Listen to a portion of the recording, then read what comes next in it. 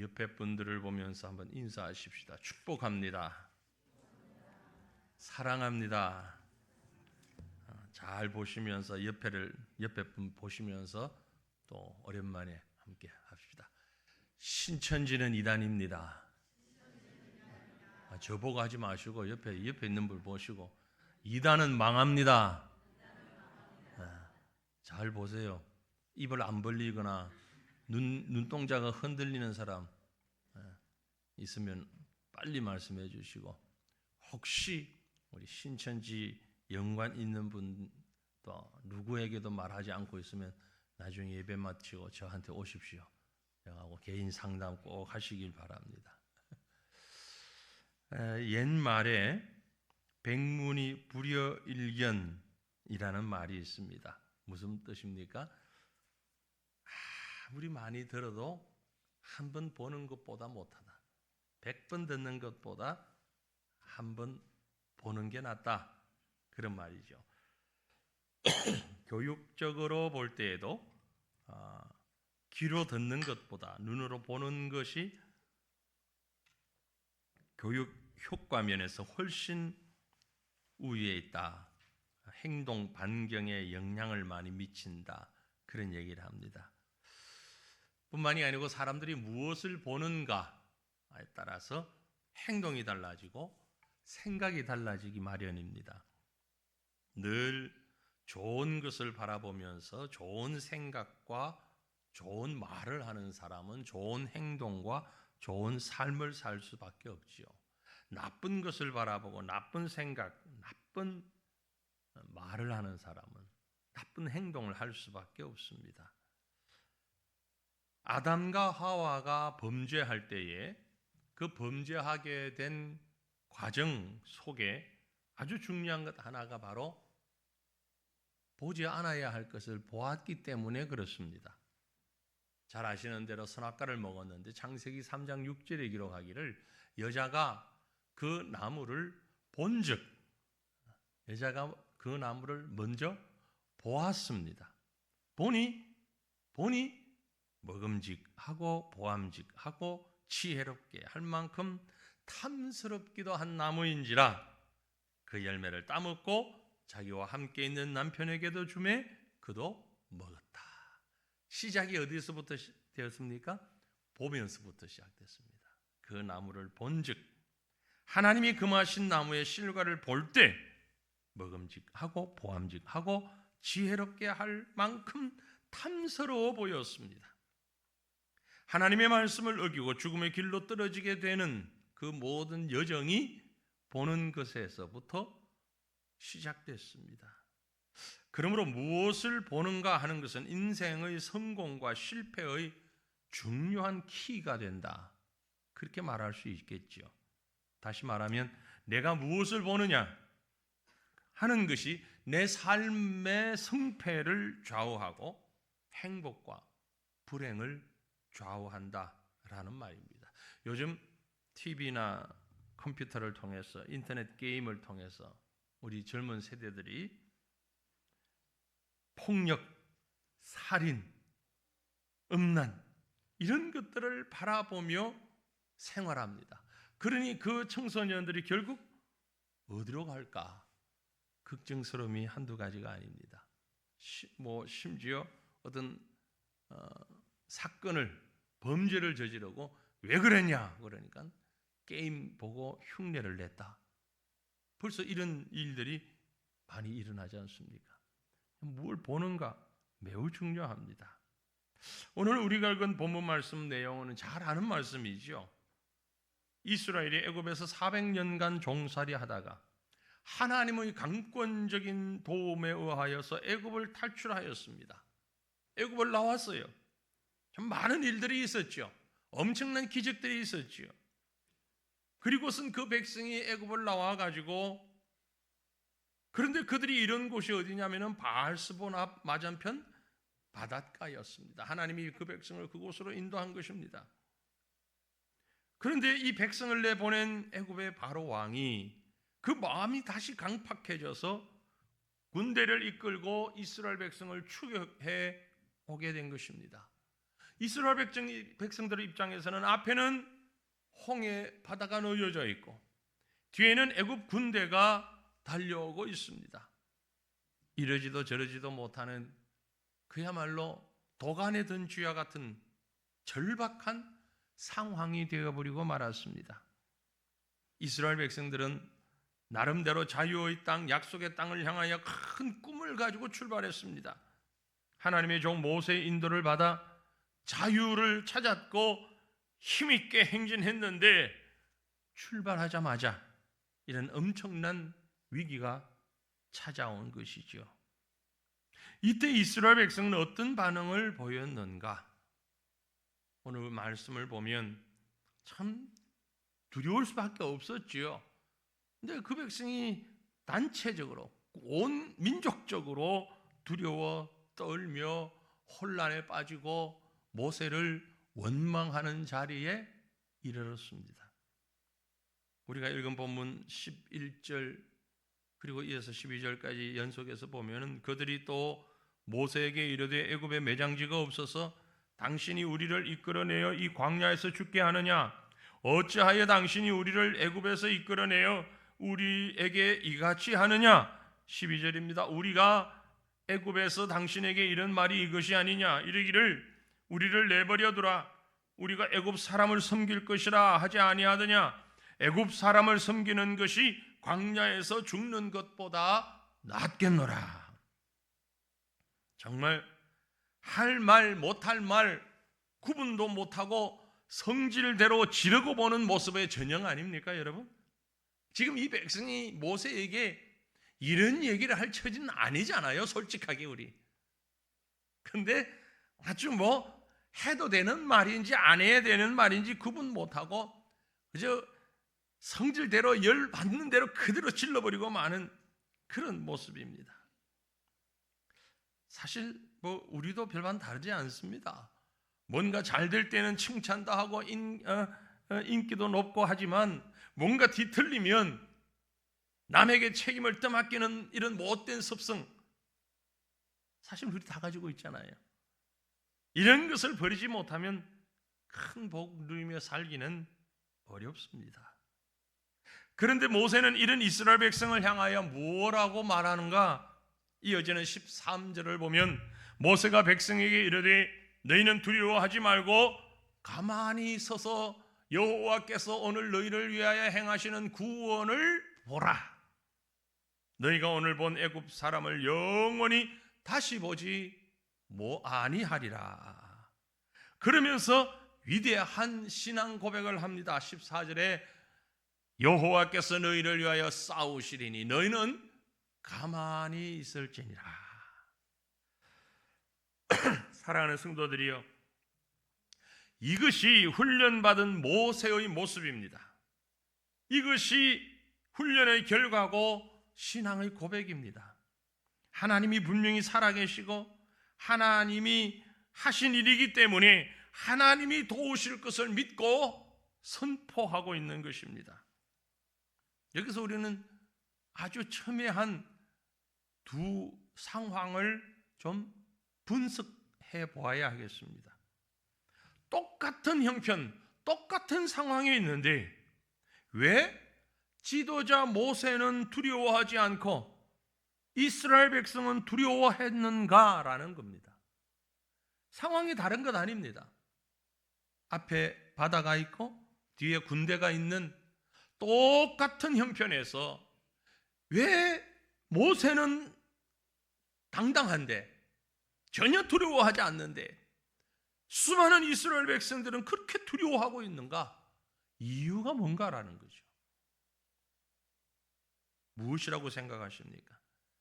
똑같은 상황에 다른 모습을 가진 이유는 바로 시각이 달랐기 때문입니다. 보는 게 달랐다라는 얘기예요. 애굽의 왕 바로를 바라보는 시각이 달랐습니다.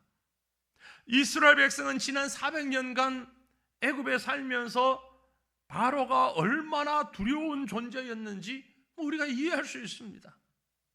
얼마나 귀찮고 얼마나 정말 상대하기 싫은 정말 힘든 존재가 바로 이 애굽의 왕 바로가 아니었겠어요? 그에 반하여 모세는, 물론 모세도 바로에 대한 많은 일들이 있었습니다만 좀 달랐어요. 모세는 그러한 두려움 이상을 바라보았습니다. 모세도 두렵지 않은 건 아니었습니다.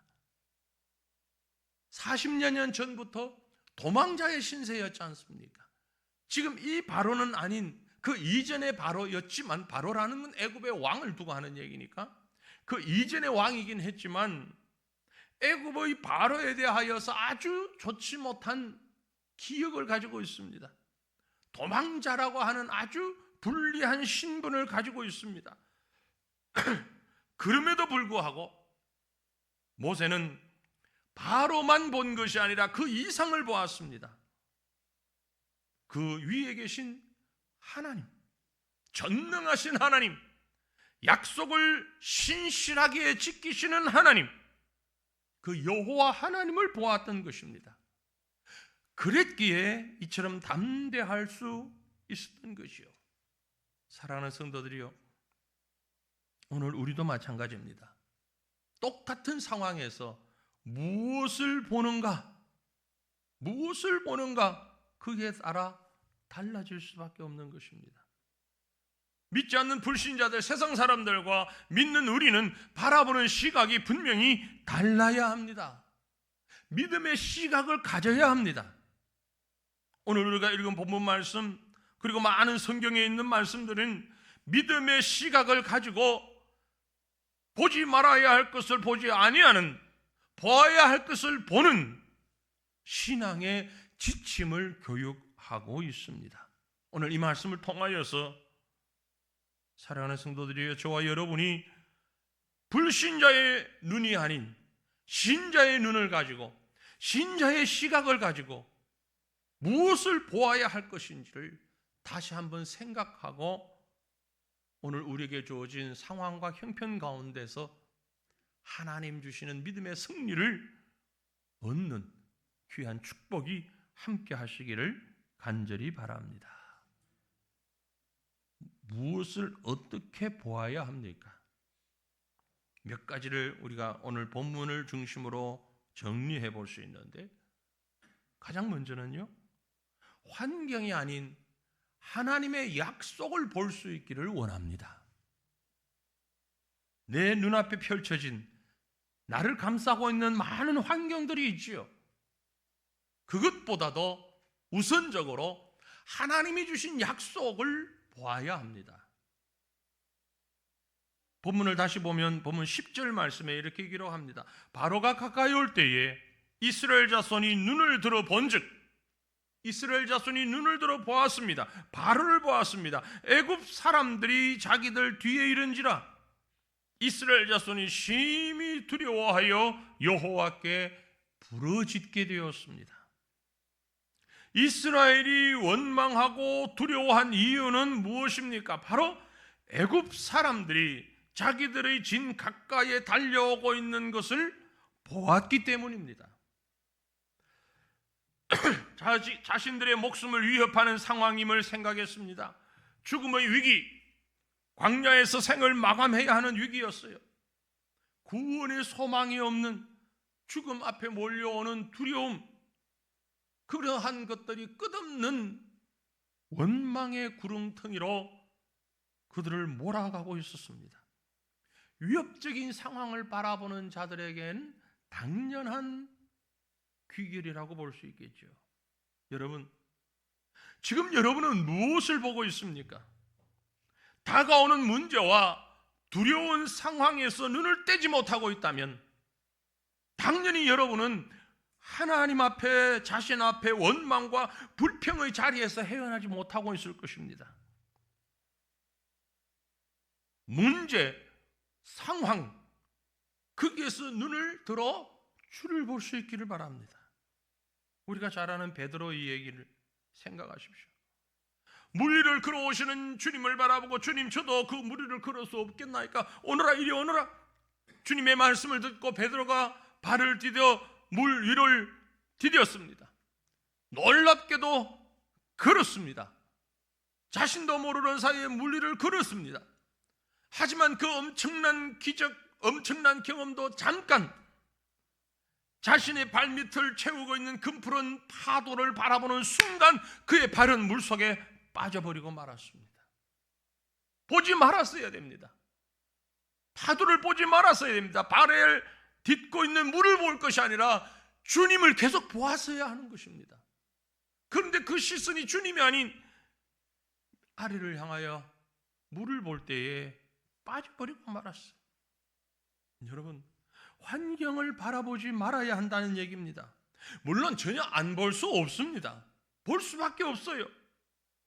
그러므로 환경이 보일 때는 내 능력이라는 틀 안에서 볼 것이 아니라 한 단계 높여 하나님의 약속을 신뢰하고 하나님의 약속과 하나님의 능력이라는 안경을 통해서 환경을 보면 되는 겁니다. 그러니 먼저 하나님의 약속과 하나님의 능력을 먼저 보라는 겁니다. 현실적인 상황들이 아무리 망한 것처럼 보여도 이제는 죽었다 싶은 상황이라 할지라도 그것이 끝이라고 생각하고 포기하지 마시길 바랍니다. 몇 해 전에 수능을 치르고 난 다음에 그 다음날 학생이 몇 명 스스로 목숨을 끊었던 일이 있습니다. 이유는요? 수능 끝나고 나면 바로 방송을 통해서 정답을 얘기하고 자기가 쓴 답을 가지고 점수를 예상해 볼 수 있지 않습니까? 자체 채점을 해보니까 자기 기대보다 너무 성적이 형편없이 떨어졌단 말이에요. 그런데 방송을 들으니까 예년보다 문제가 쉬워가지고 평균 10점 정도는 더 올려서 생각해야 된다고 하니 이 친구가 생각하기를 평상시하고 똑같아도 자기는 지금 망했는데 다른 애들은 플러스 10점 올라가는 거 생각하니 자기는 너무 형편없다. 그런 게 포기해버리고 스스로 목숨을 끊어버린, 얼마나 안타까운 일입니까? 얼마나 어리석은 일입니까? 그저 아주 근시안적으로 눈에 보이는 몇 가지만 보고 판단했던 것이죠. 하나님은 모세를 통하여서 이스라엘 민족에게 약속을 주셨습니다. 그 약속은 애굽에서 그들을 건져내시고 그들을 인도하여 약속의 땅 가나안까지 이르게 한다는 약속이었습니다. 그렇다면 신실하신 하나님이 반드시 그 약속을 이루어 주실 줄 믿는다면 진퇴양난의 환경 가운데서도 하나님께서 책임져 주실 것을 믿어야 했습니다. 그러므로 위기를 이기는 힘은 현실을 보는 눈에서 있는 것이 아니라 약속을 보는 눈에서 있습니다. 하나님의 약속을 바라보는 데서 현실을 이기는 힘을 얻을 수 있는 것입니다. 사랑하는 성도들이여, 주님이 주신 약속의 말씀을 바라보시고 이 말씀 붙잡으시기를 바랍니다. 오늘 내게 주어진 환경이 어떠하든지 아무리 계산을 해도 헤어날 답이 없다고 생각할지라도 여러분의 계산이, 여러분의 시선이 얼마든지 잘못될 수 있다는 것을, 그 계산 너머에 하나님의 약속이, 하나님의 능력이 있다는 사실을 잊지 마시기를 바랍니다. 누구든 일시적으로 절망하고 실망하고 낙심할 수 있습니다. 위대한 하나님의 종 엘리야도 환경 보다가 실족한 경우가 있잖아요. 그러나 일시적으로 두려워 떨게 되지만 그럴지라도 우리가 믿는 사람이라면 그런 상황 속에서 한 가지 분명히 바라보며 회복해야 하는 것이 우리에게 허락하신 하나님의 약속의 말씀입니다. 내가 너와 함께 하리라. 내가 너와 세상 끝날까지 함께 하리라. 주신 그 말씀, 바로 나를 향한 말씀인 줄로 알고 그 하나님의 약속의 말씀은 1.1핵도 틀림이 없다는 사실을 믿고 붙잡고 그 주님 바라볼 때에 우리 앞에 놓여져 있던 그 심각하고 해결 불가능한 것처럼 보였던 문제들이 홍해가 갈라지는 것처럼 갈라지는 역사를 드라마틱하게 여러분이 보게 될 것을 믿으시길 바랍니다.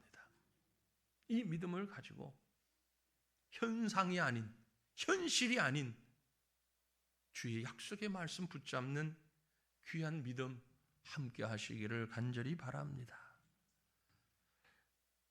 또한 우리가 지금 무엇을 보아야 하는가? 과거가 아니라 미래를 보아야 합니다. 12절에 기록했습니다. 우리가 애굽에서 당신에게 이런 말이 이것이야. 이르기를 우리를 내버려 두라. 우리가 애굽 사람을 섬길 것이라 하지 아니하였더냐. 애굽 사람을 섬기는 것이 광야에서 죽는 것보다 낫겠노라. 끌끌 하고 있는 거예요. 나오지 말걸. 아니 그래도 애굽 사람 곁에 있는 게 좋았을 걸. 왜 우리를 끄집어내어 가지고 그랬잖아. 우리가 안 온다고 그랬잖아. 광야에서 위기를 만나 죽게 됐다고 느낀 이스라엘 백성들은 과거 지사를 놓고 모세에게 항변합니다. 얼마나 어리석은 항변입니까? 그들은 지난 과거를 회상하면서 후회하고 절망하고 있는 것입니다. 참 어리석은 자세입니다. 위기가 왔다고 옛날로 돌아가자고 말하는 것입니다. 옛날이 좋았는데 왜 여기까지 우리를 끌고 와서 새로운 곤경에 빠뜨리느냐라는 겁니다. 여러분 정말 과거가 좋았을까요? 그들이 정말 과거가 좋았을 것이라고 생각하십니까? 애굽의 노예로서 비참하게 살면서 학대받던 그때가 좋았단 말입니까? 우리는 옛날을 회상하며 좋아할 때가 간혹 있습니다. 그런데 막상 과거로 돌아갈 수 있다면 돌아가겠습니까? 여러분 어떻습니까? 왜 사람들이 과거가 그리워지고 지나간 시간들이 아름답게 보이는고 하니 의학적으로도 정신의학적으로도 사람의 뇌가요 어렵고 힘들었던 일은 빨리 잊어버린답니다. 그리고 즐겁고 좋았던 기억들은 훨씬 오랫동안 기억한다는 거죠. 그래서 어려웠던 순간의 자극은 있지만 시간이 지나가면 이건 빨리 사라지는 거예요.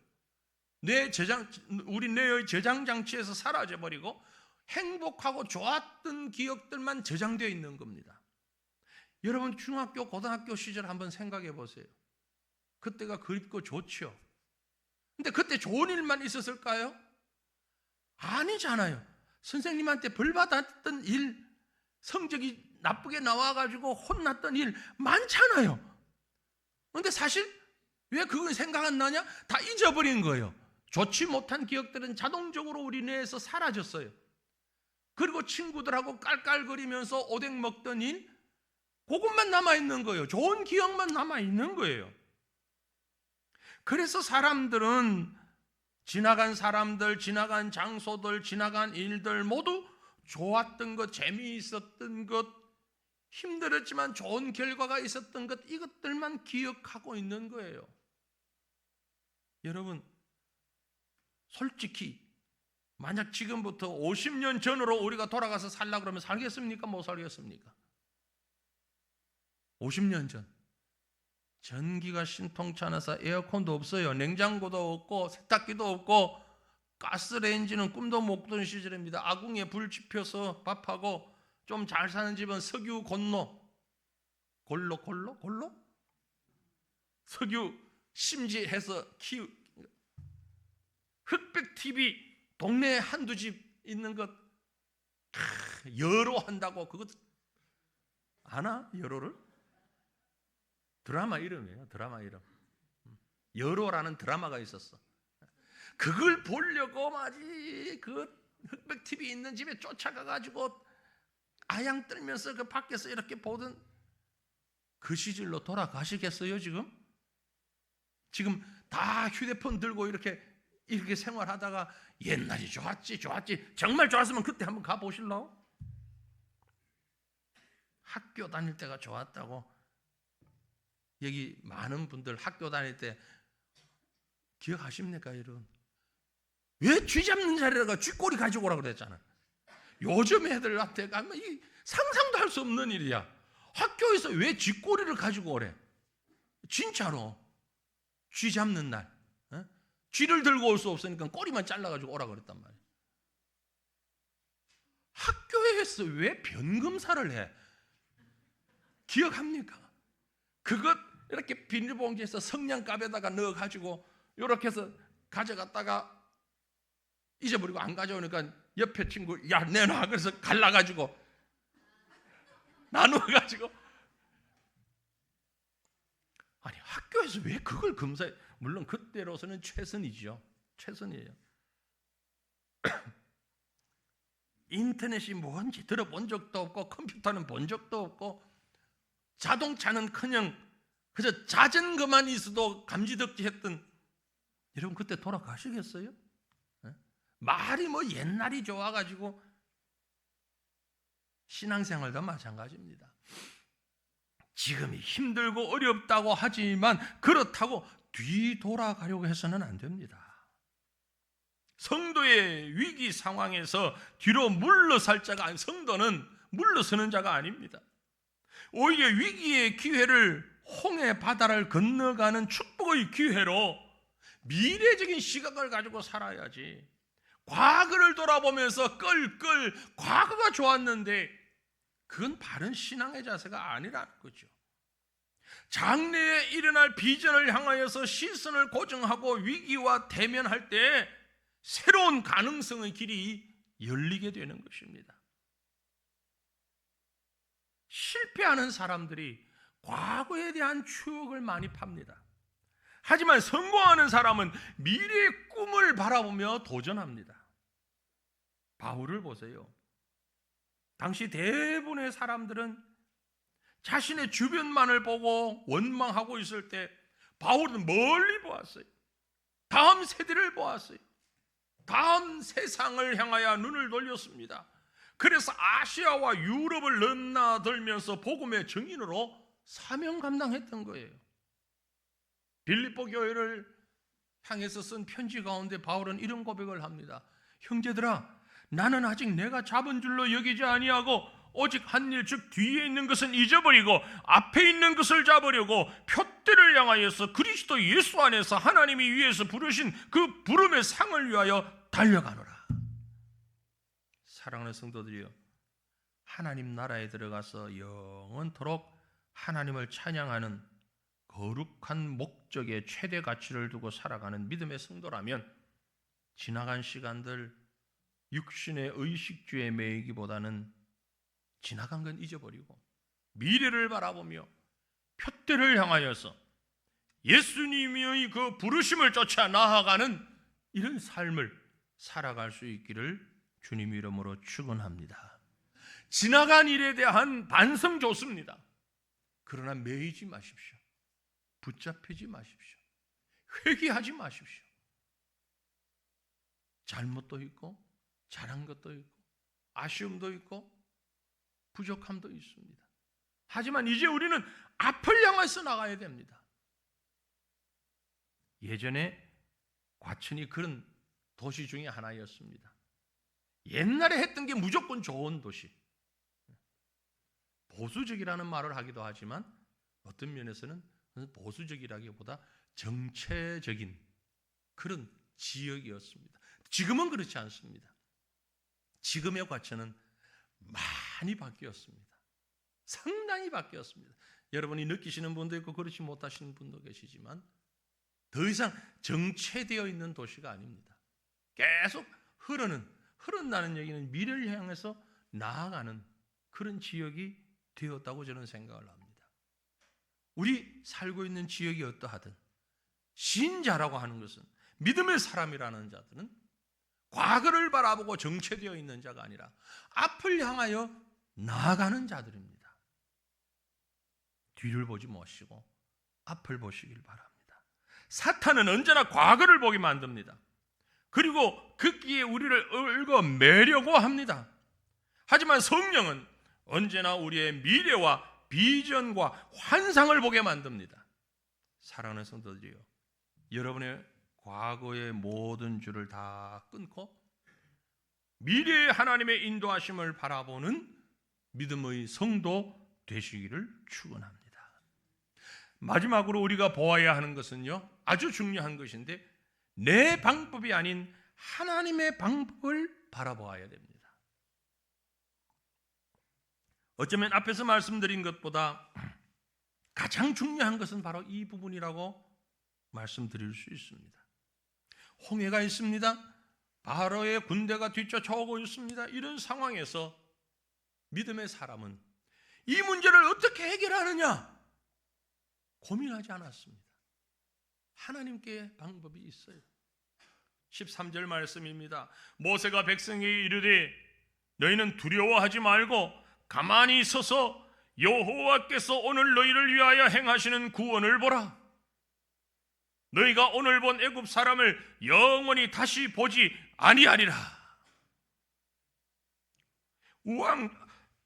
우왕좌왕하며 원망과 낙심에 빠진 이스라엘 백성들에게 모세는 선포합니다. 너희는 두려워하지 말고 가만히 서서 그 말은 너희 방법이 아닌, 인간의 방법이 아닌 여호와께서 오늘날 너희를 위하여 행하시는 구원을 보라. 하나님의 행하시는 방법을 봐라.